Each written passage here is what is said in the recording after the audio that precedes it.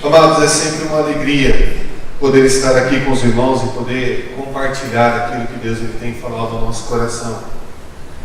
Uma alegria poder ser desafiado pela palavra de Deus a comunicar as verdades bíblicas aos irmãos, com a finalidade de não só instruí-los, mas principalmente incomodá-los, fazer com que os irmãos reflitam, se sintam incomodados a mudar, a melhorar, a colocar em prática a palavra de Deus em suas vidas. Por isso, nessa semana, meditando algumas coisas ainda sobre a importância de sermos igreja e de estarmos na igreja, de fazermos parte da família, do corpo de Cristo. Ontem, na reunião dos jovens e adolescentes da nossa igreja, o presbítero Fred, ele falou um pouquinho sobre colocarmos um significado nas coisas que fazemos dentro da igreja, colocarmos um significado em tudo aquilo que vem à nossa mão para fazer. E este significado, ele não pode ser qualquer significado. Ele precisa e deve ser um significado ao qual Deus dá esse significado. E pensando um pouco sobre o que o Fred disse ontem aos jovens, eu precisei então voltar atrás um pouco e refletir um pouco mais no texto que iremos trabalhar essa noite. E eu gostaria de convidar os irmãos a fazerem uma pequena reflexão na sua vida pessoal, naquilo que os irmãos, na maneira como os irmãos têm levado a sua vida pessoal. Isso quando os irmãos pensam em igreja como um indivíduo, os irmãos fazendo parte do corpo de Cristo como indivíduo. E que os irmãos também façam uma reflexão esta noite da importância, da relevância e de como os irmãos têm administrado até aqui a sua vida como igreja, corpo de Cristo. Igreja pertencente aqui, como os irmãos estão nesta noite. Então, todas as vezes em que eu me referir à igreja, pense de maneira individual, mas também pense de maneira coletiva, porque é assim que nós somos. Nós somos indivíduo, mas ao mesmo tempo que somos indivíduo, também fazemos parte de um corpo. E precisamos estar bem ajustados, precisamos estar bem conectados uns com os outros. Por isso, nessa noite, eu gostaria de refletir com os irmãos o texto de Apocalipse, capítulo 3, a partir do verso de número 14 ao 22. Eu sei que é um texto bem conhecido. No segundo semestre do ano passado, o presbítero Hamilton falou muito sobre as igrejas, as cartas às igrejas do Apocalipse. Sei que os irmãos estão com o texto quase de cor na cabeça, mas eu gostaria de refletir algumas coisas com os irmãos nessa noite, algumas coisas diferentes, algumas novidades, porque a partir do momento em que eu não trouxer novidade para vocês, o conselho da igreja ele vai me dispensar. Então, a todo domingo, uma novidade com relação à palavra de Deus para os irmãos. Apocalipse capítulo 3, a partir do verso de número 14. Ao anjo da igreja em Laodiceia escreve: estas coisas diz o Amém, a testemunha fiel e verdadeira, o princípio da criação de Deus. Conheço as tuas obras, que nem és frio nem quente. Quem dera fosses frio ou quente. Assim, porque és morno, e nem és quente e nem frio, estou a ponto de vomitar-te da minha boca. Pois dizes: estou rico e abastado, e não preciso de coisa alguma, e nem sabes que tu és infeliz, sim, miserável, pobre, cego e nu. Aconselho-te que de mim compres ouro refinado pelo fogo para te enriqueceres, vestiduras brancas para te vestires, a fim de que não seja manifestada a vergonha da tua nudez, e colírio para ungires os olhos, a fim de que vejas. Eu repreendo e disciplino aos que amo. Sê, pois, zeloso e arrepende-te. Eis que estou à porta e bato. Se alguém ouvir a minha voz e abrir a porta, Entrarei em sua casa e cearei com ele e ele comigo. Ao vencedor dar-lhe-ei sentar-se comigo no meu trono, assim como também eu venci e me sentei com meu Pai no seu trono. Quem tem ouvidos, ouça o que o Espírito diz às igrejas. Curve sua cabeça mais uma vez, amados, e vamos orar. Pai Santo, Pai bendito, nós te louvamos, nós te adoramos. Nós colocamos, ó Pai, até aqui, ó Deus, a nossa vida em adoração sincera a Ti, com os nossos hinos, com os louvores que aqui foram entoados. Nós te agradecemos, ó Deus, pelo privilégio de podermos estar aqui. Agradecemos a Ti pela Tua palavra, porque quando a abrimos e a lemos, nós somos edificados por ela. Agora, Deus, nós te pedimos que o Senhor nos abençoe, fazendo com que o Teu Santo Espírito, ó Deus, possa trazer uma aplicação correta à Tua palavra, para que possamos, ó Deus, em nossa vida, cada dia mais melhorar e cumprir, ó Deus, com o Teu propósito para conosco. Essa é a nossa oração, em nome de Jesus. Amém. Amados, no capítulo inicial, capítulo 2 deste livro de Apocalipse, nós encontramos então as primeiras cartas às 7 igrejas do Apocalipse. E os irmãos sabem que essas cartas são algumas cartas escritas por João, em que ele passa algumas orientações a essas igrejas. E apenas para relembrá-los um pouquinho sobre essas orientações e aquilo que ele fala a cada uma delas. A igreja de Éfeso, ele fala: tenho porém contra ti que abandonaste o primeiro amor. A igreja de Esmirna, ele diz: conheço a tua pobreza, sê fiel.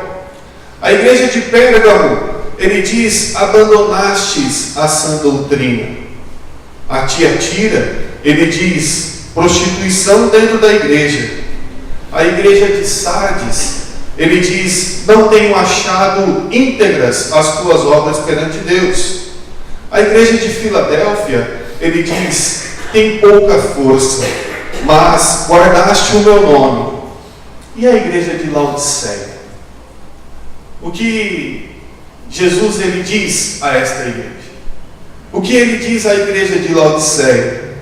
Laodiceia era uma igreja rica, a mais rica da Ásia. Não havia censura dentro da igreja. Jesus ele não acusa alguma coisa doutrinária dentro da igreja, algum erro maior que a igreja estava cometendo. Ele não diz sobre alguns desvios dos caminhos do Senhor. Entretanto, esta igreja é vista como morna. É interessante, amados, entendermos um pouquinho sobre a geografia da cidade de Laodiceia. A cidade de Laodiceia era uma cidade em que a sua água era abastecida e ela vinha de uma nascente muito longe, e os tubos de conexão que fazia com que a água chegasse à igreja, à cidade de Laodiceia, era muito grande, exposto ao sol. Isso fazia com que a água ela fosse aquecida. Nos calores que tem tido nesses últimos dias, alguns irmãos que moram em residências têm visto isso. Essa semana eu fiquei surpreso na casa da minha mãe. Eu disse: mãe, eu não sabia que a senhora tinha colocado um aquecedor aqui na pia da cozinha. E ela deu risada. Mas o fato é que a água era muito quente. A água era intragável. Não tinha como se beber aquela água. Não sei os irmãos, quantos dos irmãos já tiveram a oportunidade de beber água quente. Coloque a água para ferver alguns minutos e beba essa água. Os irmãos verão como é ruim beber essa água. Amados, a cidade vizinha, a cidade de Hilerápolis, ela tinha uma água mais quente que a água de Laodiceia. Entretanto, essa era uma água medicinal, água em que as pessoas procuravam para poder fazer tratamento médico. Ao passo que do outro lado, outra cidade vizinha, a cidade de Laodiceia, era a cidade de Colossos. Nesta não havia água quente. A água ela vinha das montanhas. Era uma água que trazia refrescância, refrigério para as pessoas. Então, em meio a essas duas cidades, existia a cidade de Laodiceia. A cidade vizinha, onde tinha águas que eram medicinais. A cidade do outro lado, águas que eram refrescantes. E a cidade de Laodiceia? O que poderia oferecer aos seus visitantes? O que poderia oferecer aos seus moradores? Amados, se os irmãos fossem pensar um pouquinho, que tipo de água, ou o que nós podemos oferecer às pessoas, ou o que nós temos oferecido às pessoas que aqui vêm a esta igreja, o que os irmãos têm oferecido às pessoas que buscam a vocês de maneira aflita, de maneira confusa, perguntando o que elas podem fazer ou como elas podem agir em meio às dificuldades. O que vocês têm apresentado, dado a essas pessoas, oferecido a essas pessoas? Os irmãos têm conteúdo para poder satisfazer a necessidade real das pessoas no dia a dia? Nós, como igreja, como corpo, temos oferecido assistência para satisfazer a real necessidade das pessoas que aqui vêm? Amados, é no sentido então de pensar, refletir um pouco sobre estas coisas, que eu gostaria então de falar sobre 3 pontos em que esse texto ele nos apresenta. O primeiro ponto é um diagnóstico que é feito. Esse diagnóstico começa no versículo de número 14, que diz assim: ao anjo da igreja em Laodiceia escreve: essas coisas diz o Amém, a testemunha fiel e verdadeira, o princípio da criação de Deus. Amados, quando nós falamos de diagnóstico, a primeira coisa que nos vem à cabeça é uma consulta médica. E sempre que nós vamos ao médico, nós procuramos um médico que nos atenda à nossa necessidade. Você, se estiver com um problema de visão, você não vai ao cardiologista. Você vai procurar alguém da área correta. Amados, na nossa vida espiritual não é de maneira diferente. Se nós estamos carecendo de cuidados, se nós estamos precisando ver se a nossa saúde espiritual está boa, precisamos procurar o médico dos médicos. Aquele que é o único capaz de nos orientar, de nos mostrar, de fazer um diagnóstico perfeito para que nos aponte aquilo que precisamos corrigir. Primeira coisa que o texto nos apresenta é quem é esse médico. Esse médico não é qualquer médico. O texto diz: assim diz o Amém, a testemunha fiel e verdadeira. Assim diz aquele que é o princípio e o fim, aquele que estava no início da criação, criando todas as coisas, fazendo todas as coisas à sua imagem, conforme a sua semelhança, fazendo as coisas, e principalmente o ser humano, para que pudesse ser reflexo, espelhasse o Deus vivo. Aquele que conhece a cada um de nós, não porque a Ele foi-lhe conhecido, pelo contrário, foi Ele quem criou, foi Ele quem formou, foi Ele que deu significado. Quem está diagnosticando aqui não é qualquer médico, é o médico que criou a igreja, que criou cada um que aqui está. Mas o texto não para por aí ao dizer sobre esse médico. Ele diz que ele é a testemunha fiel e verdadeira. Precisamos entender e reconhecer quem foi Jesus Cristo para nós. Não só um homem real, mas um homem ideal. Aquele a quem nós podemos e devemos seguir o seu exemplo. Aquele que viveu entre nós, aquele que sofreu tudo aquilo que sofremos, porém sem pecado algum. Aquele que de maneira fiel provou e venceu todas as tentações. Aquele que demonstrou que é possível ser feito. É essa testemunha fiel e verdadeira que está diagnosticando a igreja. Aquele que conhece intimamente tudo aquilo que nós sofremos todos os dias. No texto que nós lemos e trabalhamos no dia de ontem com os jovens, Marcos capítulo 1, vai narrar a história em que Jesus ele estava já cansado. Ele já estava ali o dia inteiro curando as pessoas, expulsando demônios. E aí, ao cair do dia, a hora em que anoiteceu, os irmãos têm reparado o horário que tem anoitecido? Já era tarde. E ainda assim trouxeram mais pessoas para que ele pudesse atender. E depois que ele atendeu essas pessoas, ele foi até uma casa, e quando ele chegou até essa casa, a porta estava cheia de pessoas, para que ele atendesse mais pessoas. E depois que ele atendeu essas pessoas, ele foi repousar. E de madrugada, ele acorda para orar, para buscar a Deus. Amados, nós estamos falando de um médico, de alguém que conhece a limitação física. O que nós mais reclamamos nos dias de hoje é do cansaço, é do estresse do dia a dia, é o fato de não termos tempo para fazer as coisas.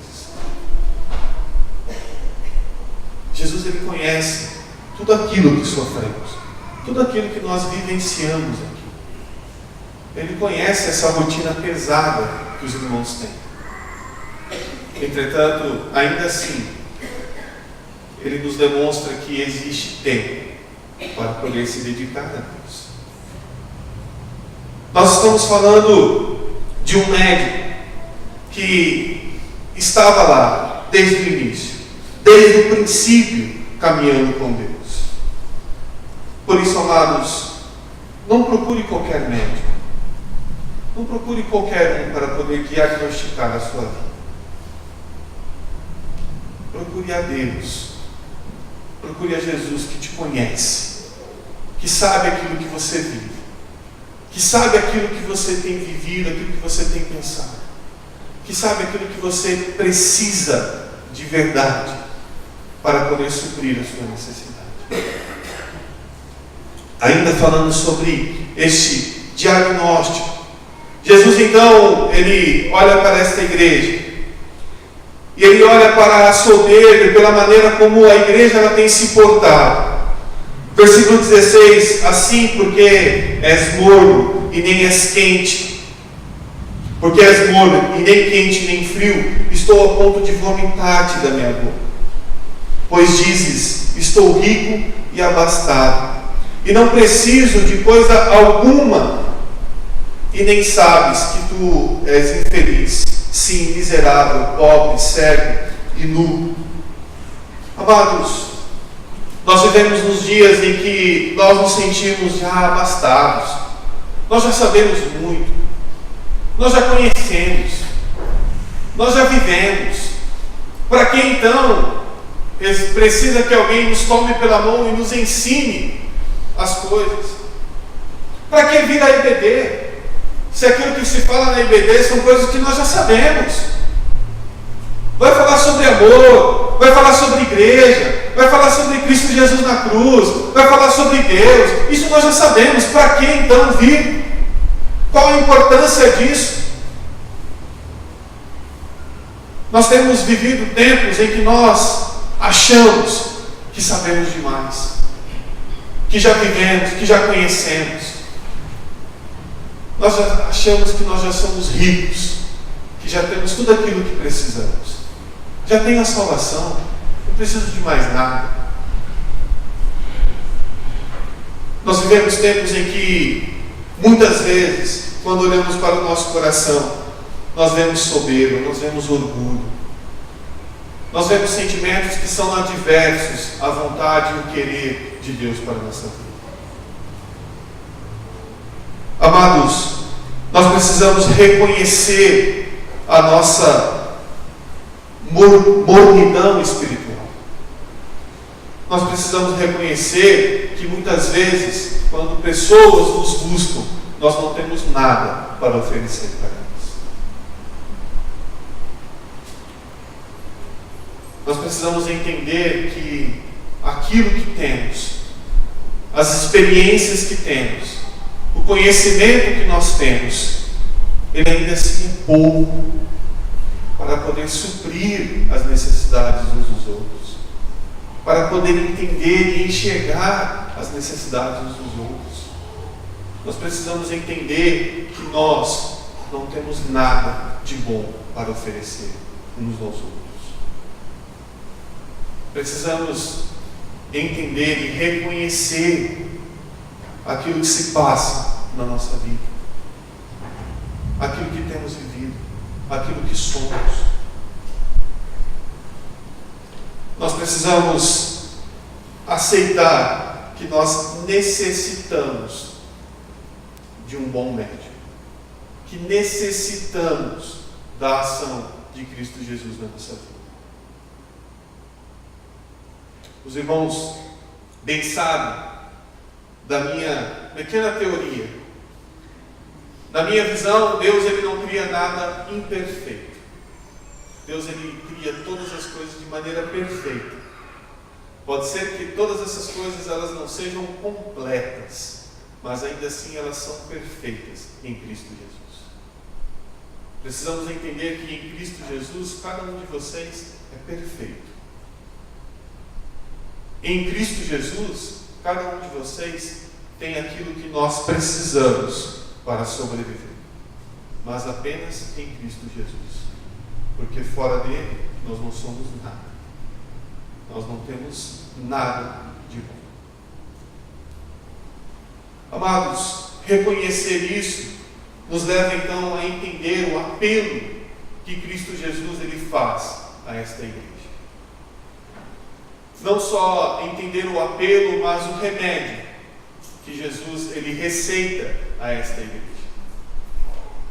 Versículo de número 18 e 19 diz assim: aconselho-te que de mim compres ouro refinado pelo fogo, para que te enriqueceres, vestiduras brancas para te vestires, a fim de que não seja manifestada a vergonha da tua nudez, e colírio para ungires os olhos, a fim de que vejas. Amados, nós precisamos entender que as riquezas que nos são dadas e que são verdadeiramente importantes é aquilo que Cristo Jesus nos dá. É aquilo que Cristo Jesus nos entrega na nossa mão para nós administrarmos. Aqueles que são pais entendem isso. Herança do Senhor são quem? Os filhos. Os filhos. Feliz é o guerreiro que tem o quê? A aljava cheia deles. Porque no dia em que o inimigo bater a porta, vocês não serão envergonhados. Porque no dia que vocês ficarem doentes, precisarem do cuidado de alguém, serão seus filhos que vão cuidar de vocês. Porque no dia em que vocês necessitarem, são os seus filhos que vão lhes auxiliar. Aqueles que tiveram seus filhos e criaram seus filhos de maneira apropriada, não será envergonhado, não terá vergonha de sua família, dos afazeres de seus filhos para si. Agora, amados, nós sabemos que é a herança do Senhor, foi Deus quem nos deu, é Deus quem nos entrega para que nós administremos essas coisas.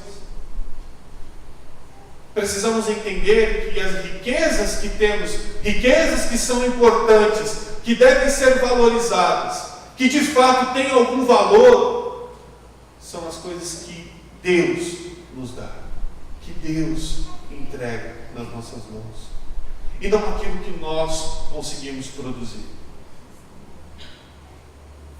Em Eclesiastes nós lemos muitas coisas, entre elas aquilo que é vaidade, aquilo que o vento ele dispersa, aquilo que não tem valor algum. E ele nos ensina que todas as coisas que são desconexas, que não têm conexão alguma com os céus, isso não tem valor. Isso é vaidade. Isso não tem paz. Valoroso são as coisas que temos de maneira conexa com os céus. Aquilo que nós fazemos e devotamos ao nosso Deus. Aquilo que nós fazemos que Deus nos entrega a mão para fazer. Amados, não adianta ter apenas boa vontade. Não adianta apenas fazer por fazer. Não apenas ser persistente. É preciso que haja a presença de Deus no entregar em suas mãos para que seja feito. E nós precisamos aprender e entender a valorizar aquilo que Deus nos dá. Nós não somos treinados a isso. Mas nós precisamos parar um pouco e pensar e entender que nós precisamos amar aquilo que nos dado para fazer. E não procurar fazer aquilo que nós amamos. Porque nem sempre, amados, a nossa vontade ela é atingida. Nem sempre a nossa vontade, o nosso desejo ele é suprido. Mas para nós cristãos, que isso tem valor se estamos aqui não para fazer a nossa vontade, mas a vontade do nosso Pai Celestial. Por isso nós precisamos entender estas coisas. Jesus ele não apenas aconselha para que se compre riquezas vindas dele, mas também vestiduras brancas para que se possa vestir, a fim de que não seja manifestada a vergonha da nossa nudez. Nós precisamos buscar e procurar as coisas do alto, coisas de fato que fazem com que nós lapidemos o nosso viver, para que nós não tenhamos vergonha das nossas vidas, para que nós não tenhamos em nada do que nos envergonhar, para que as pessoas não tenham nada para nos acusar. Amados, vestes para que se cubra as nossas vergonhas são apenas as que Deus nos dá. Nós podemos sim esconder muitos pecados, muitos erros uns dos outros. Mas haverá um momento em que todos eles aparecerão. E nós nos sentiremos muito envergonhados.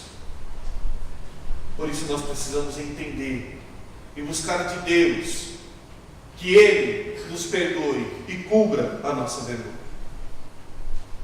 O texto continua dizendo que precisamos buscar de Deus também polido, para que limpe os nossos olhos, para que tire dos nossos olhos aquilo que nos impede de enxergar e ver aquilo que precisamos mudar.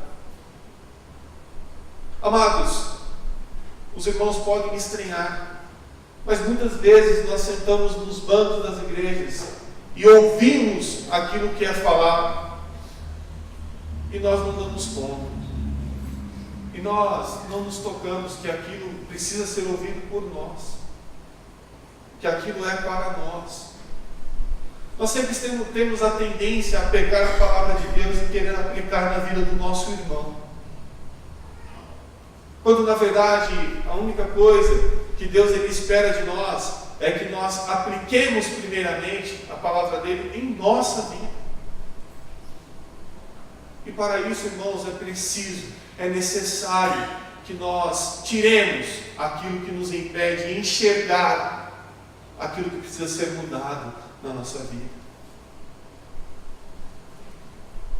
Muitas vezes, amados, a nossa vida é como um quarto totalmente bagunçado. Pense naquele cômodo da sua casa, ou se você não tem, mas provavelmente a sua mãe ou seus avós tiveram. Aquele cômodo em que a gente entulha tudo. Tudo que não serve, aquilo que não está sendo usado, vai para aquele cômodo. Tente entrar naquele cômodo com a luz apagada para encontrar alguma coisa. Certamente você não vai encontrar nada. Certamente você vai tropeçar, você vai bater em alguma coisa, você vai se machucar. Agora experimente colocar luz naquele quarto. Experimente colocar luz na sua vida, para que você possa enxergar aquilo que precisa ser mudado, aquilo que precisa ser corrigido na sua vida. E esse colírio, isto que faz com que possamos retirar as coisas que impedem a nossa visão, vem apenas do nosso Deus, vem apenas de Cristo Jesus. E Cristo então, Ele diz no verso 19: eu repreendo e disciplino a quantos os que eu amo, sê pois zeloso e arrependa-te. Amados, entendam algo. Se os irmãos têm feito coisas erradas, e se os irmãos têm conseguido se livrar disso, comece a se preocupar.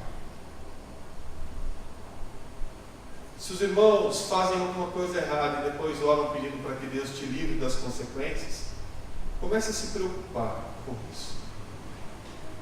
Porque Deus, Cristo Jesus, Ele ama de maneira verdadeira aqueles que Ele corrige. Ele ama aquele que Ele se preocupa que ele faça o certo. Assim são os pais, assim são os avós, quando corrigem os seus filhos. Não os corrigem simplesmente porque são pais, não corrigem simplesmente porque têm autoridade para fazê-lo. Corrigem seus filhos porque entendem que aquilo é o melhor para os seus filhos. Corrigem porque os amam e querem que eles sejam bem-sucedidos. Querem que eles melhorem suas vidas. Querem que eles não sofram aquilo que os pais sofreram. Deus, Ele corrige a todos aquele que Ele ama. Por isso, amados, se você quer se sentir amado por Deus, então peça para Ele que Ele te corrija. Peça para que Ele te mostre aquilo que precisa ser mudado na sua vida, aquilo que precisa ser consertado na sua vida. E após, amados, fazer este apelo, Cristo Jesus, Ele então faz uma promessa. Promessa essa no versículo 20 e 22. Diz assim: eis que estou à porta e bato. Se alguém ouvir a minha voz e abrir a porta, entrarei em sua casa e cearei com ele, e ele comigo.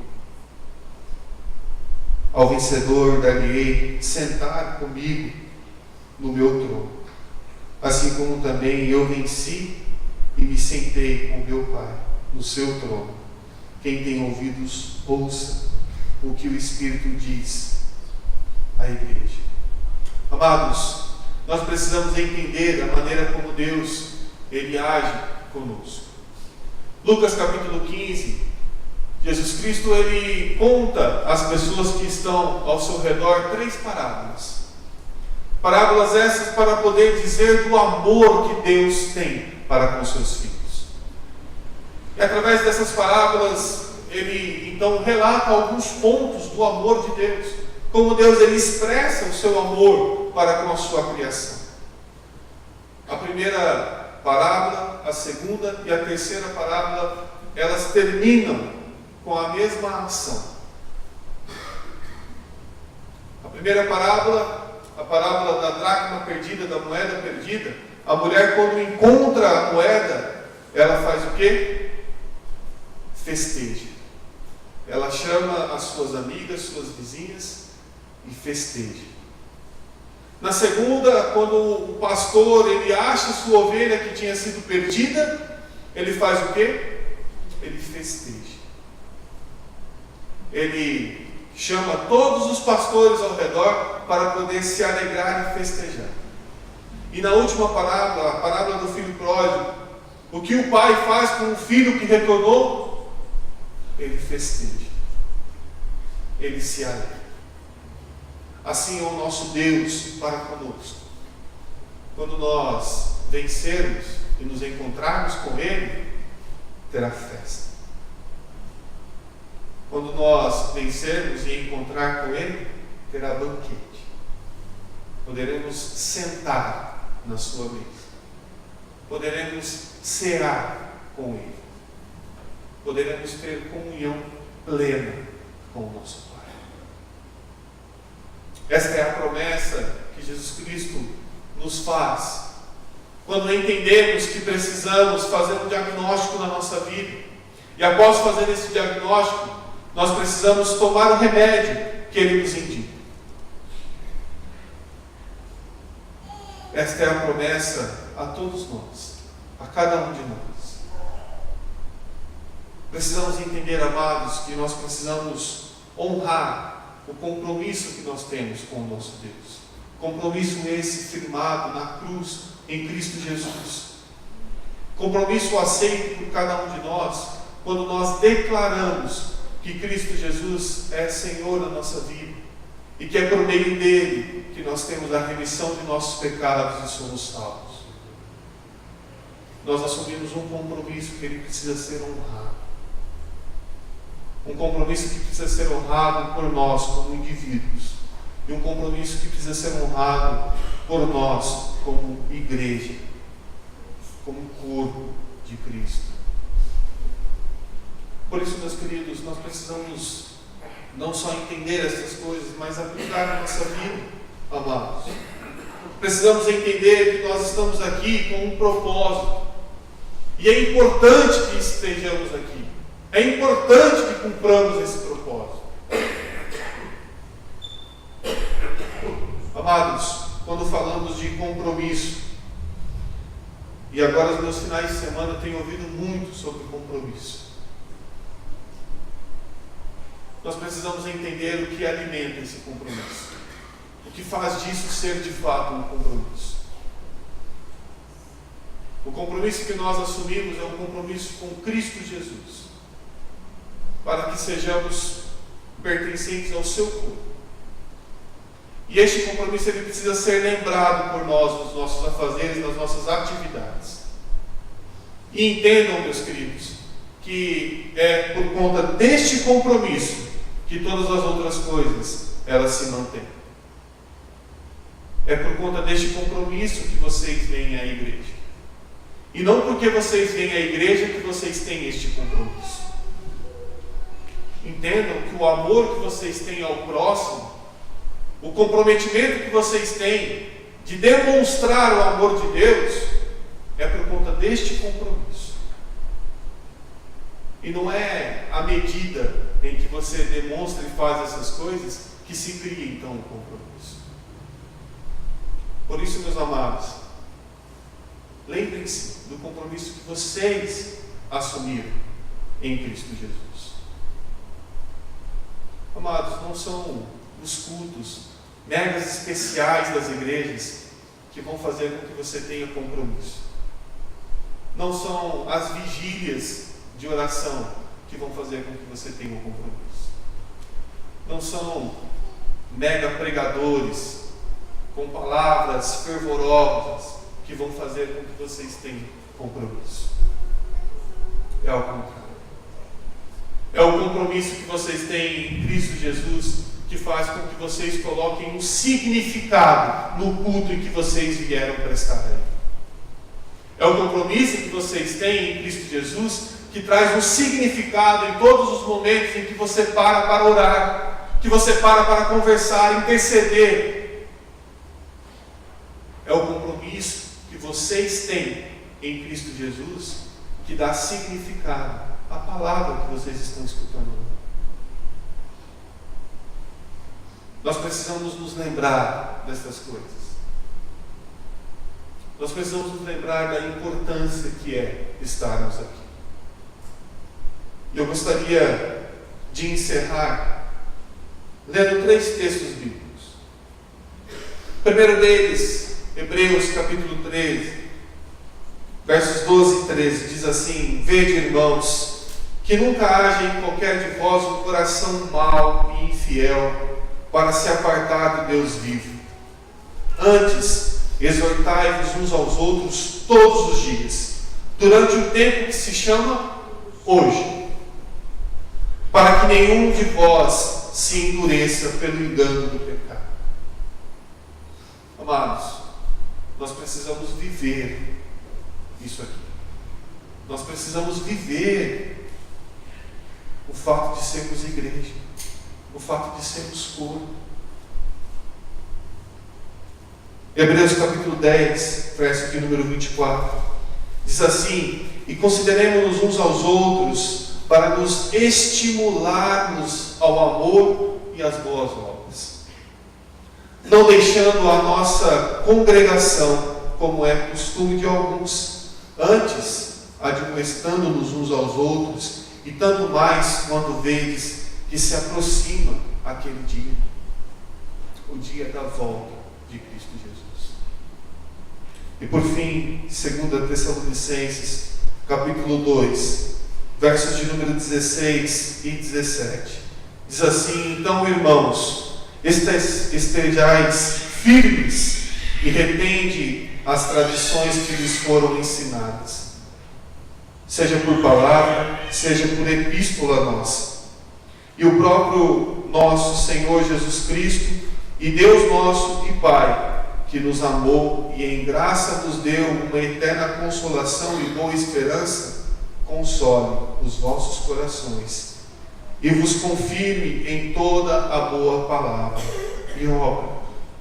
Amados, nós precisamos estar juntos, precisamos viver juntos, precisamos de fato uns dos outros. Precisamos disso, amados. Nós necessitamos disso. Não apenas por cumprimento da palavra de Deus, mas é a nossa necessidade. É aquilo que nós precisamos.